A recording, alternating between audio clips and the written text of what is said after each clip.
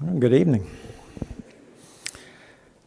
If you want to let your Bible fall open to Luke 7, we'll be taking a look at verses 1 to 10 tonight. Paul mentioned in the announcements Edwina Hand, and she was baptized this afternoon. Edwina is Sheila Hauser's cousin, and when Edwina is able to make it, she is seated with Jim and Sheila over here. Edwina has some mobility challenges, let's say. It's a little difficult for her to get around. She does all right, but she does have some challenges there. And we had several people here this afternoon to assist Edwina back here to prepare for baptism and to make the steps, that are back there. So she handled it just fine. Lots of hands on deck to help out, and that is very much appreciated because I knew that she would need it. I hope that you'll get to know her. We'll have her address, phone number, all of that listed in the bulletin so that you'll know where she lives and you can contact her, you can visit with her, add her to your contacts so that you'll have that information. And she's just as sweet a lady as you'll ever know. And she's very quiet. She won't say much, but she is a sweetheart. And so thankful for her willingness to obey the Lord. I could say more about that, but we'll move on tonight. In the book of Luke, in chapter 7, I have 10 verses that I want us to look at with particular attention to just one of those. So why don't we just read it all tonight? Luke 7 beginning, and we'll look at the first 10 verses. Now, when he had concluded all his sayings in the hearing of the people, he entered Capernaum, and a certain centurion's servant who was dear to him was sick and ready to die. So when he heard about Jesus, he sent elders of the Jews to him, pleading with him to come and heal the servant. And when they came to Jesus, they begged him earnestly, saying that the one for whom he should do this was worthy, for he loves our nation and has built us a synagogue. Then Jesus went with them, and when he was already not far from the house, the centurion sent friends to him, saying to him, "Lord, do not trouble yourself, for I'm not worthy that you should enter under my roof. Therefore, I did not even think myself worthy to come to you. But say the word, and my servant will be healed. For I also am a man placed under authority, having soldiers under me. And I say to one, go, and he goes. To another, come, and he comes. To my servant, do this, and he does it."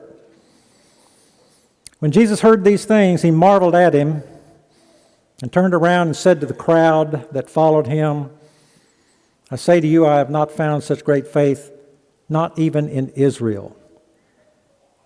And when those who were sent returning to the house, found the servant well, who had been sick.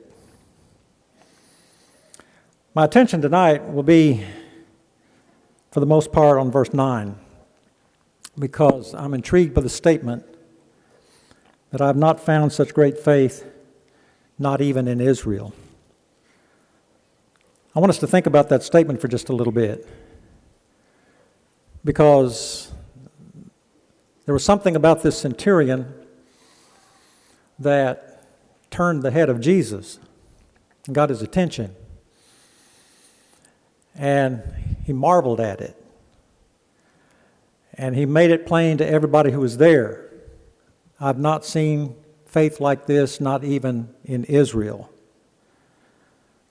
That suggests to me that the faith of this centurion stood out in terms of its greatness. And there are very few people that stand out that way. And because he did, Jesus noted it, called attention to it. I want to think in terms of the greatness of which you are capable tonight.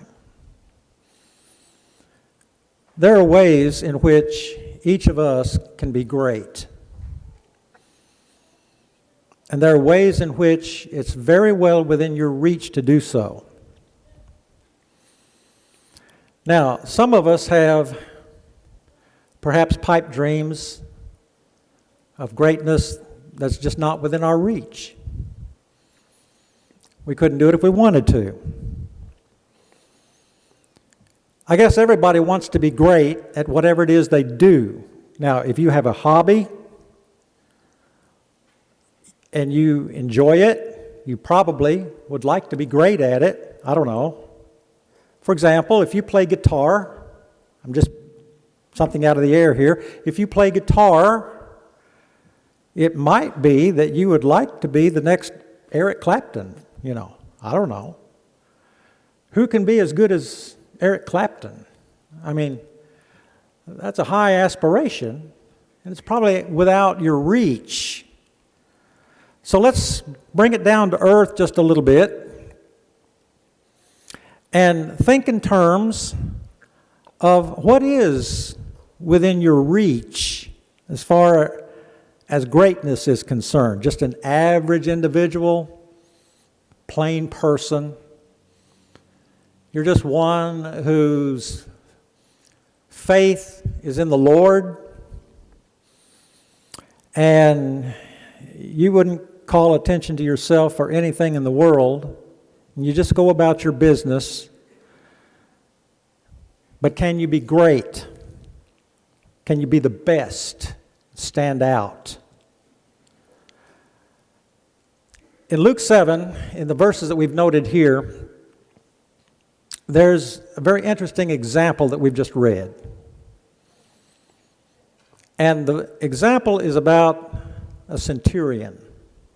We wouldn't know anything in the world about this centurion except that he factors into this portion of the life of Jesus. And there were certain things about him that people appreciated, and they applauded him for it. He didn't seek attention. He didn't feel himself worthy because of it, although other people did feel that he was worthy. He just kind of brushed it off in ways that you've already noted.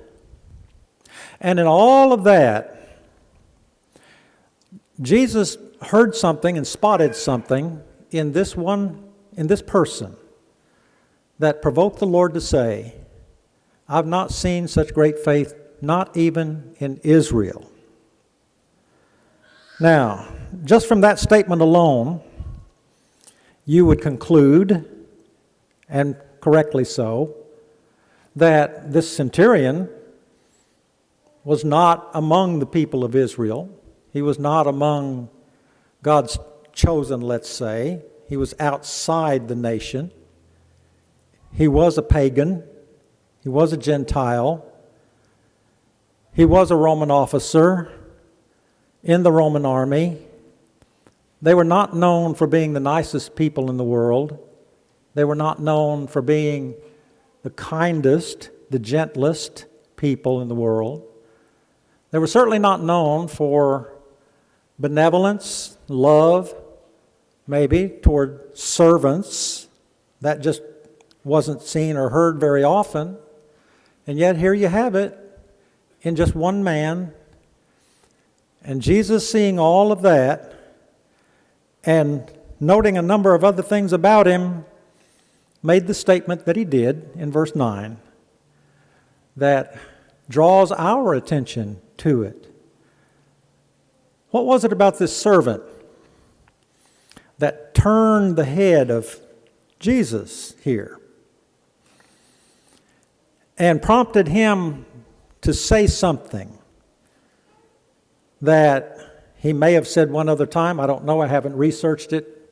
I haven't searched it out. I could do that. But this isn't something you hear from Jesus, typically. And yet, here's something about this centurion that definitely stood out. I want us to think about a few things that prompted Jesus to take note of the faith of this centurion and turned his head and made Jesus stop in his tracks, as it were. Maybe I don't want to be overly dramatic, but Jesus stopped and looked at this guy and said, "Wow, I haven't seen anything like that in all of Israel." What was it about this centurion that prompted Jesus to do that? Well, let's go back down over the text again and look at a few things. And sometimes it's the faith of the centurion that Jesus called to attention. His faith. It wasn't his social standing. It wasn't the fact that he had ranking in the army, that he was brass. Wasn't that. Wasn't the fact that he had money, and evidently he did. He had money. But none of that's important here. But what is important was his faith. Because that's what the Lord singled out in verse 9. So, faith. Let's think about that and draw our thoughts from it. All right, faith. What is it about the faith of this Roman centurion, officer, that made Jesus say, "Wow, I haven't seen anything like that anywhere in Israel"? And you would think you'd see a lot of it among the people that called themselves God's people. And Jesus said, "No, I haven't seen it there." And if anybody would have seen it, he would have. A number of things that we'll notice as we go back down over the verses that we just noted. Sometimes, strangely enough, faith is not always where you expect it. Sometimes it's where you least expect it. You would have expected it among the people of Israel, lots of it. Strong faith, evident. People who made no secret of it. And yet, Jesus looked at this guy and he said, "You know, I haven't seen anything like him at all, anywhere." So sometimes it's where you least expect it. And why do I say least expect it? I take nothing away from the centurion. But if you consider who he was and what he was, and knowing just a little bit of his background, given the fact that he was a centurion, I would like to suggest to you, and at least this is my thinking, he turned his disadvantages into advantages. What disadvantages? Well, he was a Gentile. He was outside of Israel. He was in the Roman army. He had to have had a hard life. Disadvantages, he turned into advantages to link up, connect with God's people, to care about his servant. And it probably wasn't in the heart of too many Roman military men to care about a slave or a servant. But he stood out in that regard. And to seek out the Son of God of all people. Those things were not the way he was brought up. So he came out, let's say, of his disadvantages into those advantages. I suspect some of you did the same thing. I suspect some of you came out of the disadvantages of human religion, denominationalism, if you will, having been taught the ways of men, the times that you were growing up when you were a child. And you came out maybe of poverty, maybe of false teaching, maybe of denominational religion, what have you, and you have turned your disadvantages, if it's all right for me to call it that, and you've come into the advantages of what you have now. Sadly enough, sometimes we turn that around, and we allow our advantages to become disadvantages. What advantages? The fact that we live in the United States of America. We're a blessed people. We live in Little Rock, Mableville, Arkansas, best spots on the planet. Were you brought up, as we say, in the church? You can't be brought up in the church. You can be brought up by parents who are members of the church. You can come under the influence of people who are in the kingdom.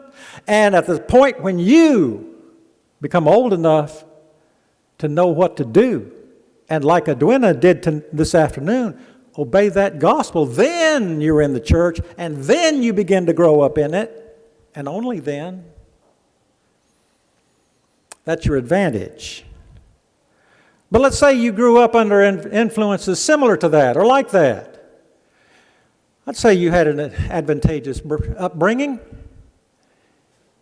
Maybe your parents both were Christians, mom and dad both at home, and I understand this is Father's Day. Not everybody has the advantage of a father at home, sadly enough, these days. But maybe you did. That's an advantage to you. Your parents were good people. You grew up in a good time. I'm not saying it wasn't hard or tough. Don't misread me. Tons of advantages sometimes that we turn into disadvantages. How many Bibles do you have at home? Probably have several. How many do we read? How many do we actually use? How many do you wear out to the point that the cover's falling off of it and you're asking me if I can repair it? Sometimes we turn our advantages into disadvantages, sadly enough. But here's a guy whose disadvantages he turned into advantages. What prompted him to do that? I don't know. You would least expect it from somebody like this, but at the same time, he stands out. And in terms of least expecting it, notice it in verse 3 also, that his faith was more than just what he thought. We use the term sometimes mental assent. And if you don't know what I mean by that, mental assent, your mind, your thinking, you're agreeing with something. That's mental assent. Faith is more than just mental assent. Faith is action. The book of James is all about that, especially the 2nd chapter. Faith and works go together. It doesn't do any good to have faith if you don't do something with it. So here's somebody, an example of one who had faith and it worked. Look at verse 3 one more time. So when he, that's the centurion, heard about Jesus, he sent elders of the Jews to him, pleading with him to come and heal his servant. He didn't sit around and twiddle his thumbs and wish and worry. He went into action and sent these elders out. He was used to telling people what to do. He told these elders what to do. That's unusual. But he told them what to do, and they did it. That's faith in action. That's faith that crosses barriers. This man crossed barriers, several of them.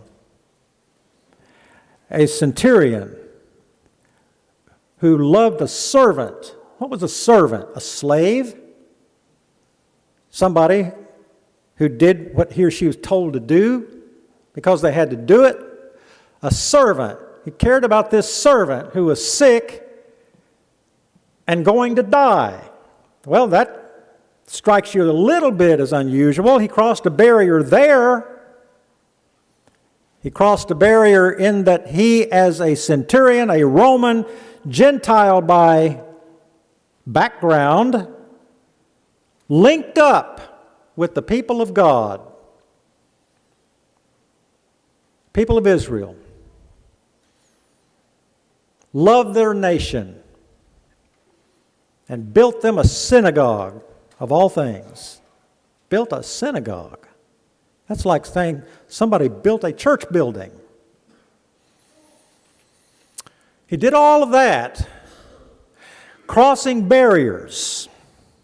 We love those who are most like us. And it's hard for people to cross barriers. We love people who look like us, who sound like us, who think like us. And because of that, there's a lot of prejudice in the world today. And people won't cross those barriers to love people who don't look like them, who don't think like them, and act like them. It's hard for them to do that.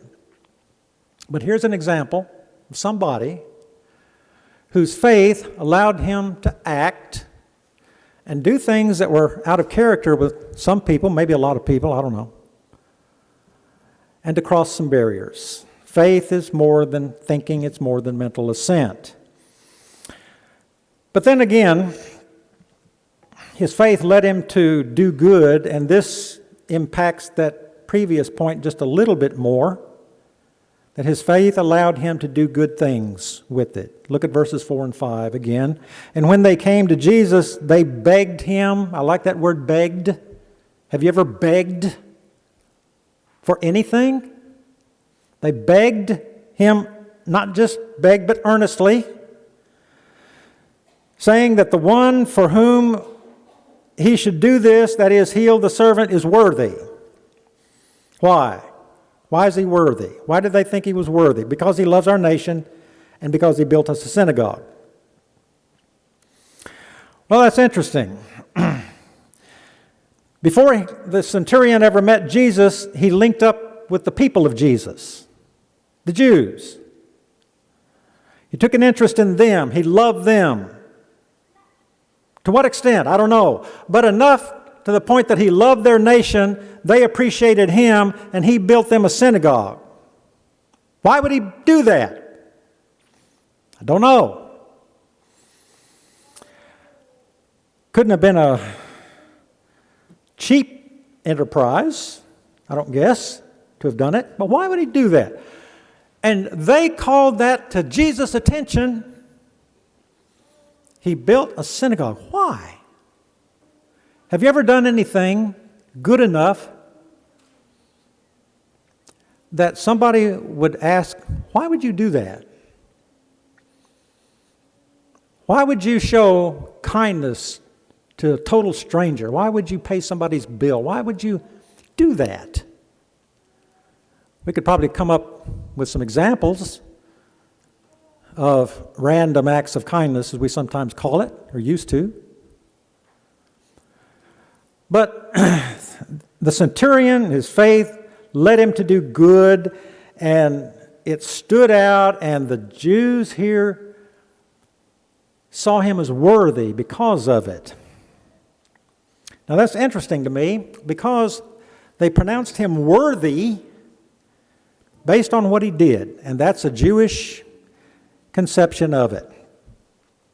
That's the Jewish conception of it. That's our conception of it quite often, and it's the wrong conception of it.